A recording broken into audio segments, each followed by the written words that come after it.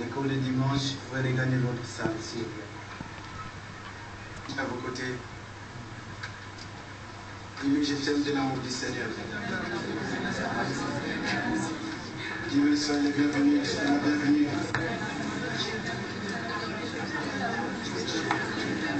Dis-lui, l'Éternel est en ces lieux.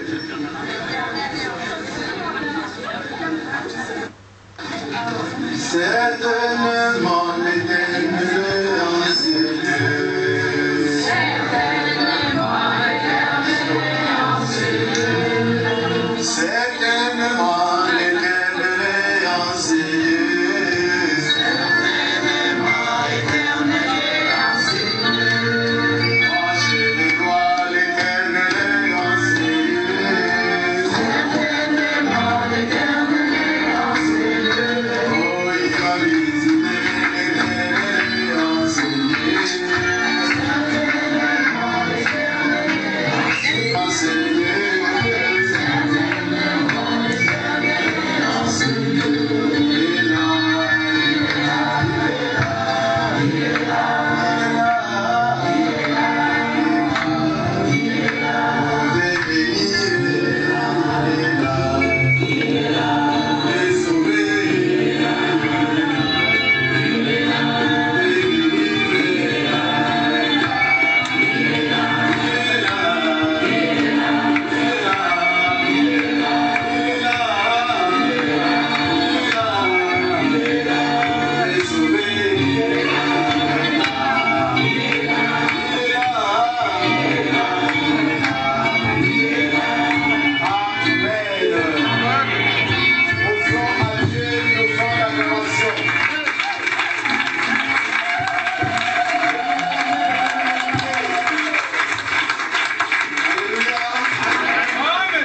Le Seigneur est bon.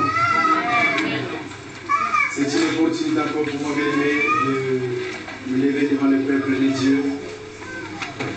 Je sais que par la grâce du Seigneur, nous n'allons pas sortir ici tel que nous sommes venus. Amen. Parce que moi, je crois que Dieu est au milieu de son peuple. Amen.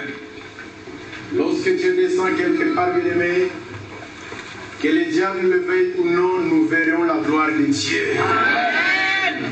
Et je voulais te rassurer encore cet après-midi, bien-aimé, tu vas voir la main de l'Éternel. Seulement la foi. Parce que pour recevoir de Dieu, il faut que nous ayons la foi. Amen.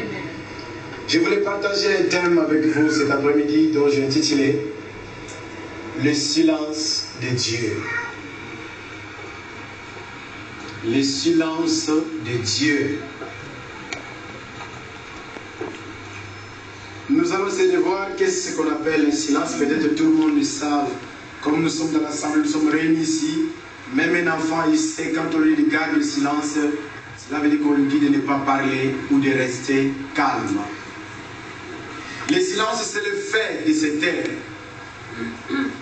Le silence, c'est le fait de ne rien dire. Parce qu'on m'a dit de garder silence. Mais lorsque nous parlons à quelqu'un, lorsque nous interrogeons une personne, bien, mais je pense que pour la moindre des choses, même pour le minimum de respect, nous avons besoin que cette personne nous réponde. Alléluia. Amen. Lorsque tu t'adresses à quelqu'un et la personne ne te répond pas, la personne ne te dit rien et ça fait très mal de l'autre côté. Parce que je lui ai parlé mais il ne m'a pas répondu. Je lui ai posé la question mais il ne m'a rien dit. Il est resté silencieux. Et beaucoup peut-être parmi nous ont leur portable. Mais d'autres mettent leur portable sous vibreur. Et d'autres mettent le portable sous silencieux parce que quand ça sonne, ils ne veulent pas qu'on sache qu'il a un portable. Ils ne veulent pas que quand il va répondre que je sache pour l'appeler. Mais il a son portable et le portable est sous silencieux. Et dans la Bible, il y a une histoire qui m'a tellement étonné. Un homme qui a appelé Dieu. Un homme qui a invoqué Dieu. Mais Dieu est resté silencieux. Dieu n'a rien dit. Et c'est une période qui arrive à plusieurs enfants de Dieu dans l'église ou dans ce monde. Je l'ai appelé, je l'ai parlé. Je lui ai posé des questions, mais il ne m'a pas répondu. L'histoire en fait, ça parle de David. Nous allons voir le psaume chapitre 22. Psaume 22, versets 2 à 4. Psaume chapitre 22, versets 2 à 4. Merci.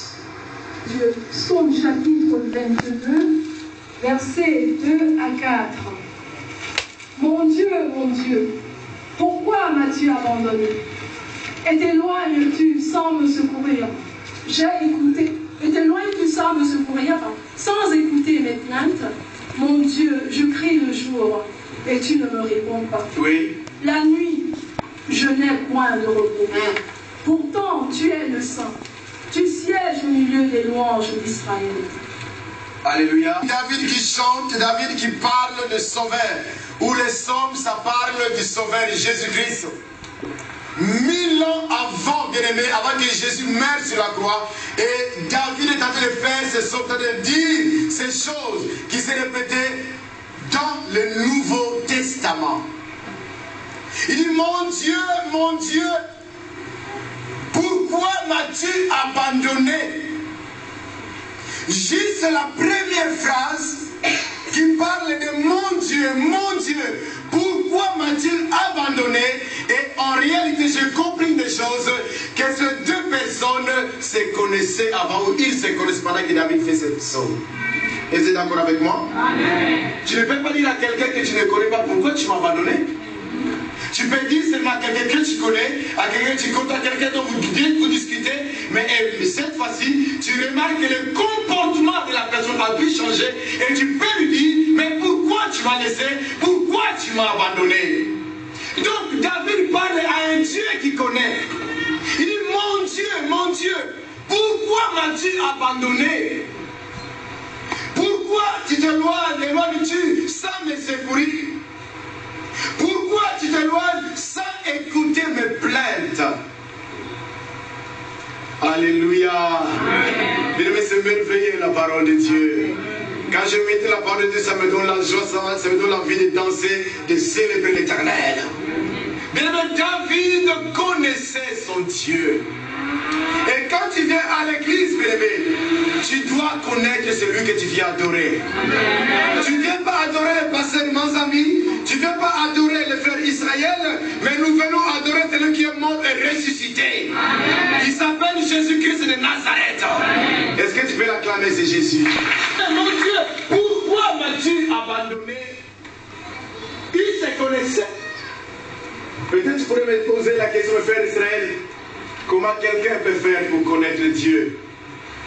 Tu peux aller à l'école biblique, tu peux être docteur en théologie, mais ça, ce n'est pas connaître Dieu. Lorsque nous apprenons des cours à l'école biblique, tu peux être docteur en théologie, tu connais au sujet de Dieu. Mais connaître Dieu, c'est autre chose.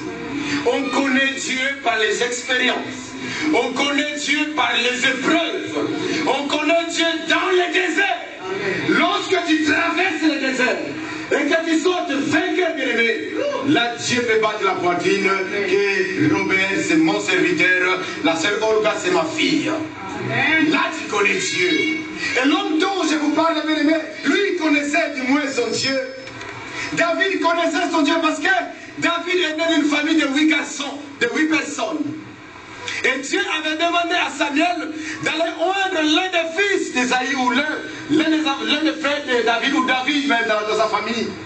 Et lorsque le prophète est arrivé, il a voulu oindre l'aîné ou Eliab qui s'appelait Eliab, l'aîné de David, mais Dieu a dit que ce n'était pas lui. Le deuxième, ce n'était pas lui. Le troisième, ce n'était pas lui. Et on va poser la question au papa de David. Est-ce que ce sont tous tes enfants? Et le père qui dit, presque. Les 7 enfants sont là. Parce que ces 7 enfants ont été à l'école. Ces 7 enfants ont fait de l'armée. Ils ont été dans l'armée. Donc ils connaissent pas les choses pour être dans le royaume, pour être roi en Israël. Mais j'ai un autre fils, celui-là, il ne peut pas être roi en Israël. Pourquoi? Parce qu'il n'a pas étudié. Parce qu'il est berger.